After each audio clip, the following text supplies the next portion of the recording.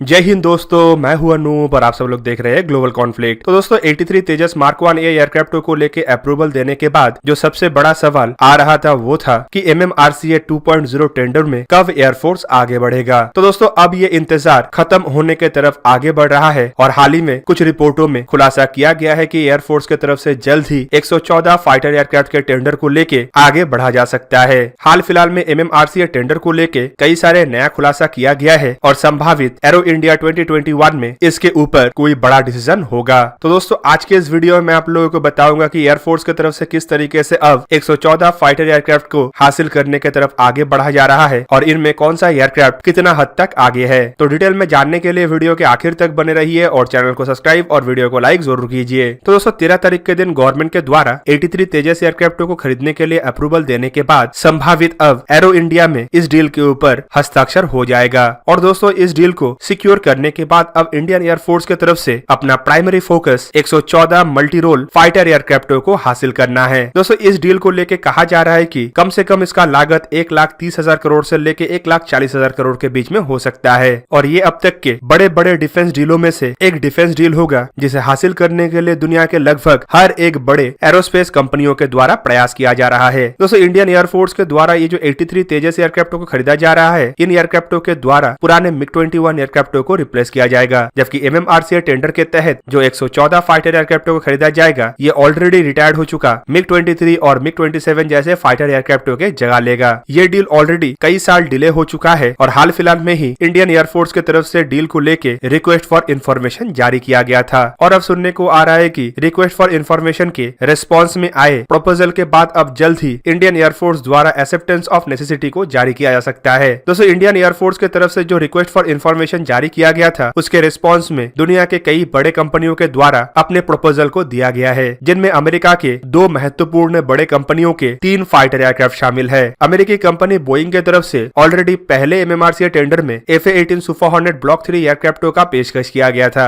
और अब कुछ दिन पहले ही अमेरिकी गवर्नमेंट की तरफ से बोइंग कंपनी को F-15EX के ऑफर के लिए भी परमिशन दे दिया गया है, जबकि दूसरी तरफ अमेरिकी कंपनी लॉकहीड मार्टिन के द्वारा अपने आइकॉनिक F-16 के एक अपग्रेडेड वर्जन या फिर बोले तो कंपनी के दावे के मुताबिक F-16 के तर्ज पे F-22 और F-35 के कंपोनेंटों का इस्तेमाल करके बनाया हुआ F-21 का ऑफर किया गया, जबकि वहीं पे रशिया भी ऑफरों के पेशकश में कहीं पे पीछे नहीं है। रशियन कंपनी की तरफ से यहाँ पे MiG-35 और सुखोई के बनाया हुआ फाइटर एयरक्राफ्ट का पेशकश किया गया है, तो फ्रांस भी अपने आप को कैसे पीछे रख सकता है। दोस्तों फ्रांस की तरफ से इंडिया को राफेल एयरक्राफ्ट के पेशकश तो पहले ही किया गया, जो एक बार इसके पहले वाले टेंडर को ऑलरेडी जीत चुका है और अब सुनने को आ रहा है कि पिछले बार जो राफेल एयरक्राफ्ट का पेशकश किया गया था मतलब F-3R वर्जन, उससे उन्नत वर्जन मतलब F-4 वर्जन इस साल भारत को पेशकश किया जा सकता है। और राफेल के बढ़ते हुए दबदबे को देखते हुए यूरोप के 2 अन्य कंपनियों की तरफ से भी भारत को फाइटर एयरक्राफ्ट का पेशकश किया गया, जिनमें यूरोफाइटर टाइफून शामिल तो है ही, साथ में स्वीडिश कंपनी साफ के JS-39 ग्राइफिन भी शामिल है। दोस्तों साफ के द्वारा पिछले बार JS-39 ग्राइफिन E के जो मॉडल को भारत को पेश किया गया था, सुनने को आ रहा है कि इस बार उससे आधुनिक वर्जन मतलब संभावित E वर्जन का या NG वर्जन का पेशकश किया गया है। दोस्तों इंडिया की तरफ से जो रिक्वेस्ट फॉर इन्फॉर्मेशन जारी किया गया था उसके तहत इंडिया को बेहतरीन 4.5 प्लस जनरेशन के फाइटर एयरक्राफ्टों को परचेस करना है, जो आने वाले समय में इंडियन एयरफोर्स के तेजस और सुखोई 30 MKI जैसे फाइटर एयरक्राफ्टों के साथ ऑपरेट भी होगा और ज्वाइंट मिशनों को भी अंजाम दे पाएगा।